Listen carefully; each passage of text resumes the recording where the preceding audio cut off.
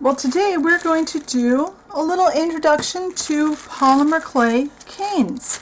Stay tuned and see how fun and easy these are to make and different ways to use them.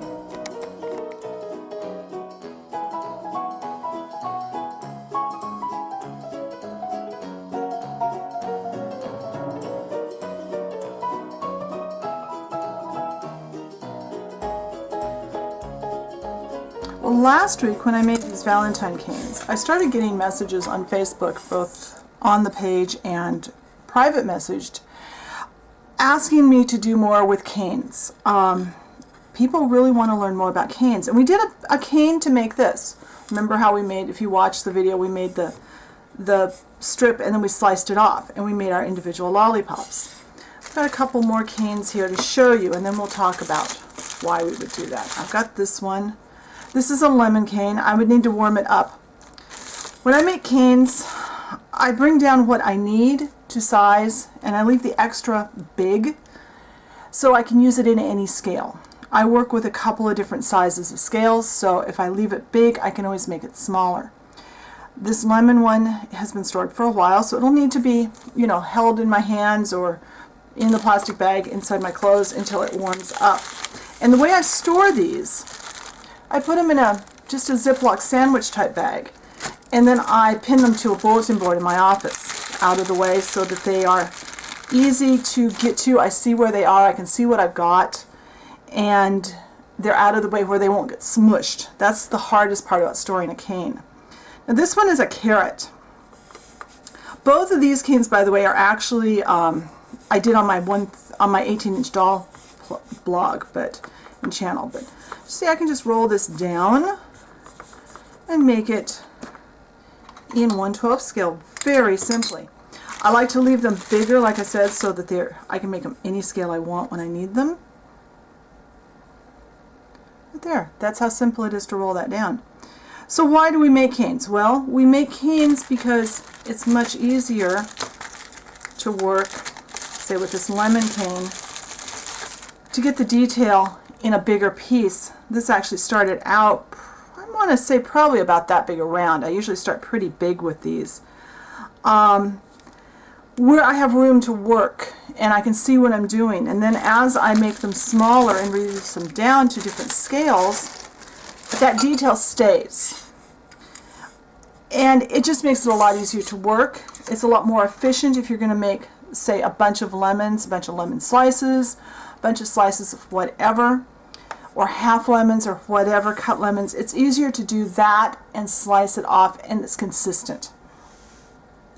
Anything that is sliced up makes a good candidate for making canes. And I'll talk a little bit more about that part of the process on the blog post. Today we're going to do a couple of canes that are, let me get this carrot cane out again, that are this basic, what I call a bullseye cane. I'm going to show you a couple of variations. And obviously I've shown you the carrot one. I'm not going to make that one on camera. I'm going to make two others to show you a couple of slight variations on the style. Next week I'm going to make some citrus cane and maybe another cane. We'll see how it goes. So stay tuned. I'm going to get my clay out, set up the table, and I'll be right back, and we'll make a couple of really fun and easy canes. Alright, so if you guys have followed my clay foods videos before, you know that I'm a stickler for having the real thing in front of me so I can color match.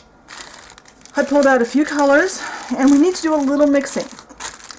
I pulled out, and I'm using mostly Sculpey today. These are bullseye canes. We can use a soft clay. Next week when we do the more complicated canes, we're going to need a firmer clay.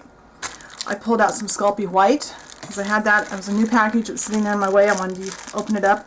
I pulled out a really old package of Sculpey yellow, mainly because I'm going to use it up. Pulled out a Sculpey red, and I pulled out a Fimo leaf green.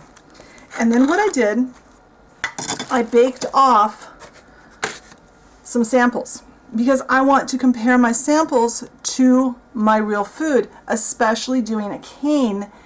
You're going to use up some clay. You want to make sure it matches and it's the right color.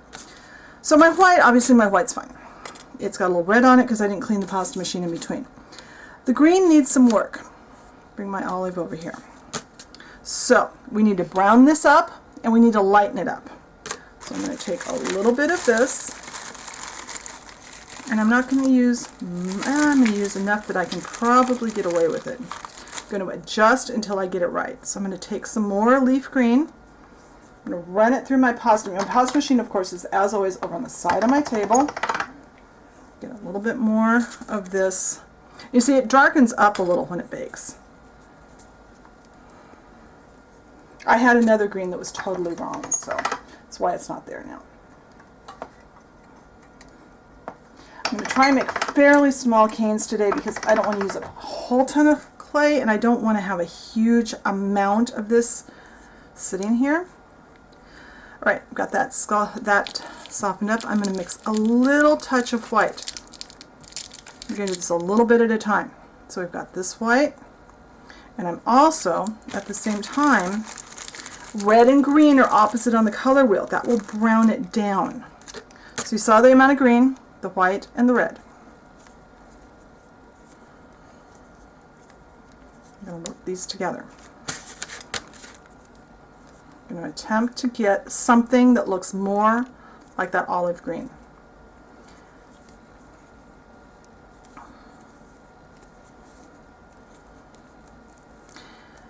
It's always a good idea to bake off a sample, especially though when you're doing something like a cane, because, like I said, you're using a little more clay than you would if you made just one olive. I'm going to run it through the pasta machine until it's mixed. Try and do this real time so you guys can see how long it takes. Still got red streaks, but you see how that browned it down?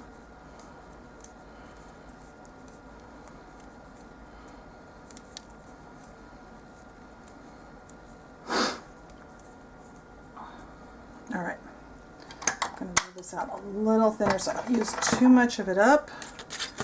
Let's cut just a little bit. All right, there's the green we're going to bake off. Now our red needs to be a little more orange. So take a small amount of this, and we all know from, you know, kindergarten, I don't want it too orange, just a little bit. That red and yellow make orange. So we're going to work this together.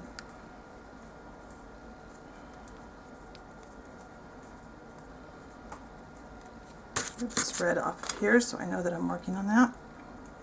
I think we actually want just a skosh of green in there. I think I want to brown that up also just a little bit, but just a little tiny bit. It doesn't take much of these colors to change colors. And don't worry about mixing brands of clay. It's fine.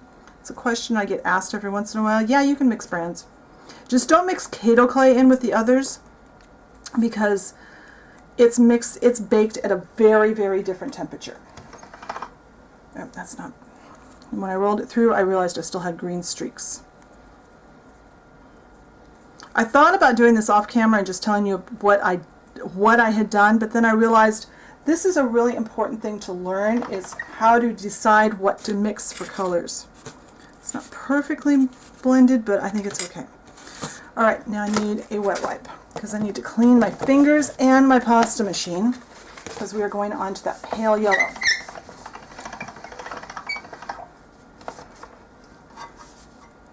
And I actually run the wet wipe through the pasta machine so that it helps to clean off those bars a little bit. Okay. I just want to lighten this up because it's too bright. So I'm going to take some yellow.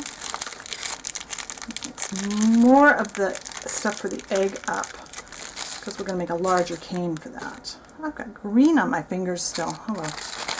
That's okay.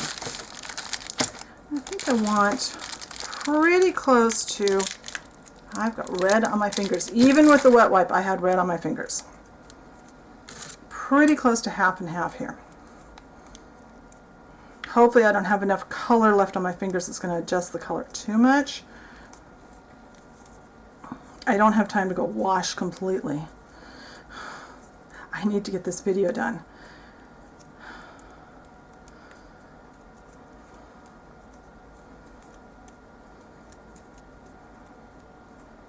Okay, I like this color a lot. I'm hoping this is about right. And remember, sometimes your egg yolks are a little green tinged when you hard cook an egg, if you overcook them a bit. All right, let's do that. Now I'm going to take these to the kitchen. I'm going to bake them. And when they're done, I'll be back and we'll check the color. All right, so here they are baked. And I think I'm just going to add just a skosh of white to both of these colors, and we're going to go with them. So let's start with our egg. So the egg is not going to require any more colors. So first off, I'm going to see how big our egg is before I start working. That's not going to work. I need an actual ruler, which I don't have. Hold on. Alright. Not the best ruler, but it will work. So that's about 1.5 inches in diameter total. And that's about 1.25 inches. So that gives me a ballpark for how big I want to make this. I am going to make, get my paper plate out of the way. I'm going to start with a short stubby like cylinder.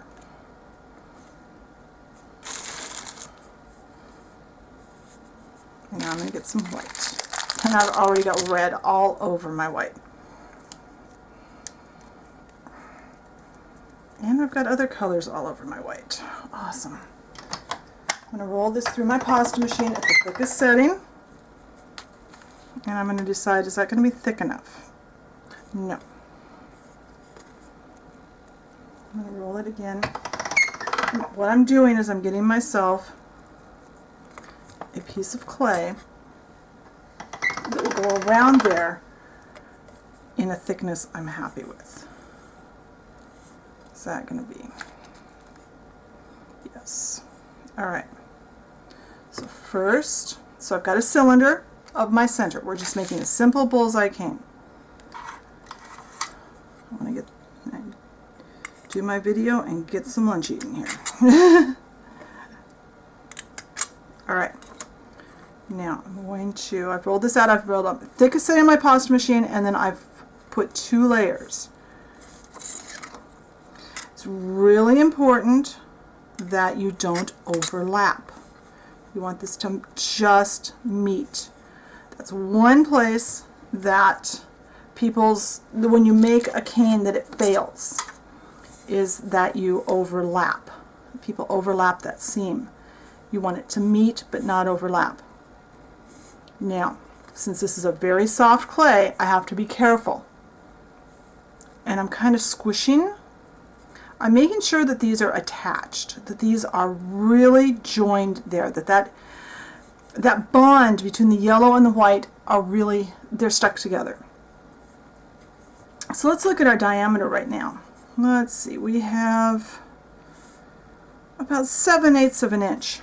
Now what did I say? That was 1.5 inches. I want to go down to about 1/8 of an inch. It's going to be close enough. But I'm going to take this down. I'm not going to take the whole thing down to that size. I don't like to leave it down that small because I may want to use this in another scale. Now I'm just rolling. And see, as I'm rolling, it's not round. I can feel it. I've got an oval. As I'm rolling, my proportions are staying the same, but I'm getting skinnier and longer. This is a simple cane, so we can roll it to get it out. Some canes, if we do some really advanced canes, we may need to pull and not roll. Whenever I'm slicing a cane, whoops, I like to roll it as I slice it. That kind of made a mess, but it's okay. That one I'm going to leave. I'm going to not even do this whole piece.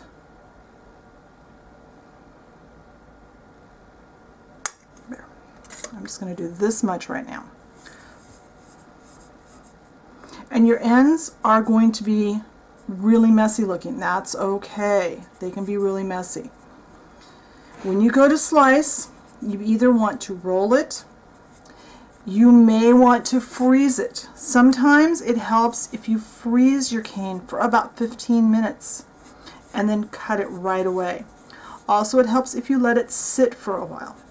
I'm getting it long enough that it's trying to take off at odd angles, so I'm going to cut it down.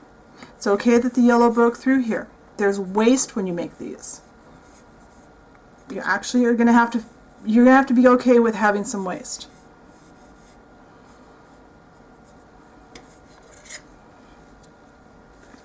So, let's see, am I still under camera? So let's see what we got. See the ends? The ends are, in fact, I'm going to cut this, I'm just going to slice it. I'm not going to be careful there. This will all go into my clay, my scrap clay bag.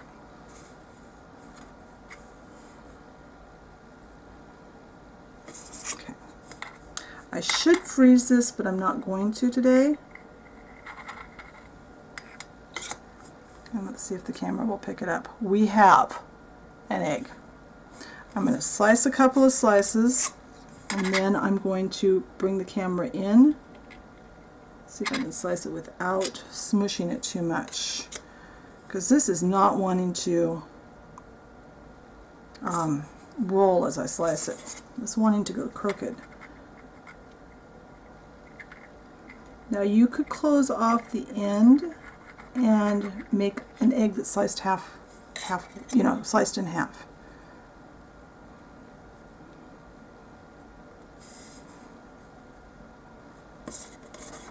Cut a couple more.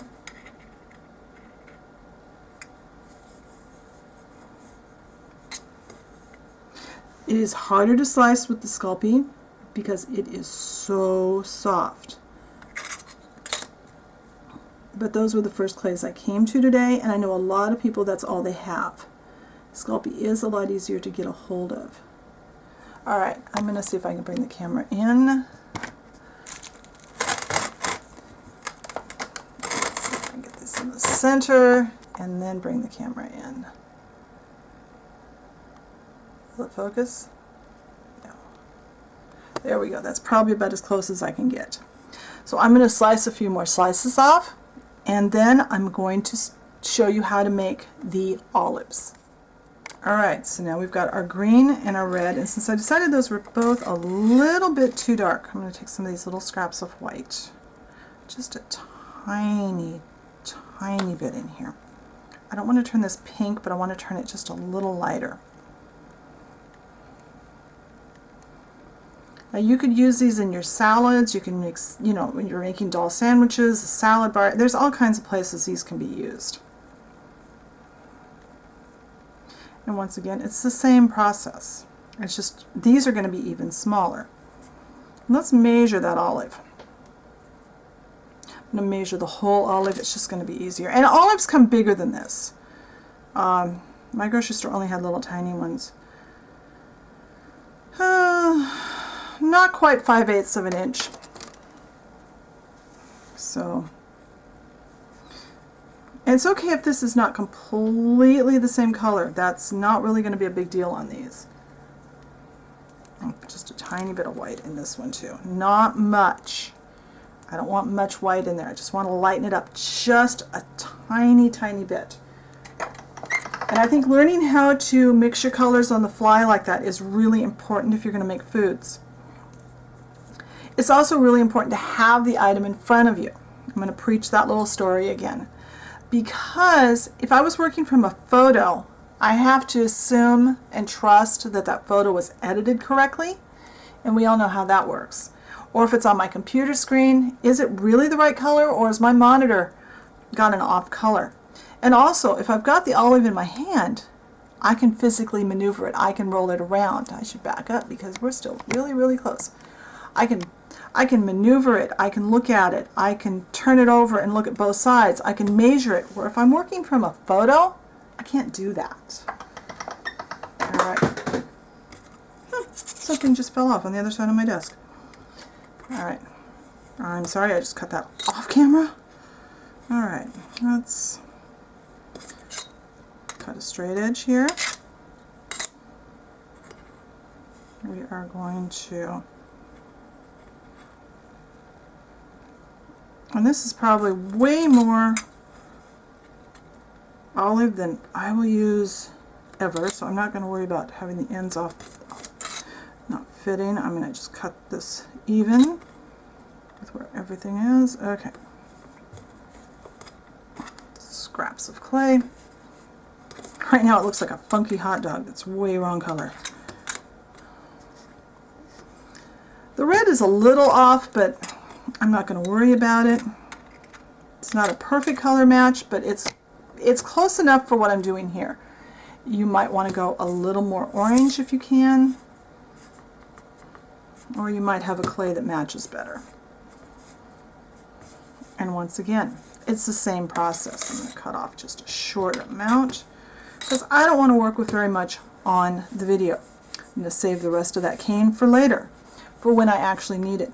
Now this one we are going to roll as tiny as we can and still see detail. The olives in scale are going to be much larger than the one I've got for a sample. But like I said, that's what my grocery store had. I don't know why they didn't have any more olives than that. They had lots of empty shelf space where there should have been jars of olives. I don't know why. Even the olive bar over in the deli didn't have much, so I don't know what was going on with olives in my store. This one, it would be advantageous to freeze it, but I'm not going to take the time right now. Let's get this turned around so that I can cut it, roll it again.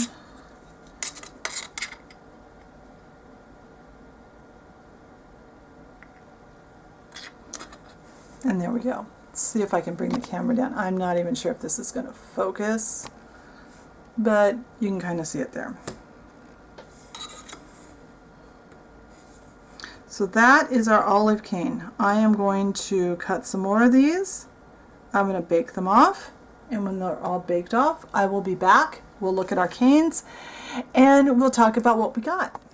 Alright, so here they are all baked off. Here's our 1/12 scale, and I did cut a few in 1/3 scale because I want to use those for something too. So that's our beginning canes, our very basic caning. The plan right now is next week we'll do some more complex canes. Right now I'm going to put these guys away. So like I said, I just put them into a Ziploc sandwich bag, and then I hang them on my bulletin board. That way they are safe, they don't get smushed, and I know where they are and I can find them again. Just warm them up before you try to use them.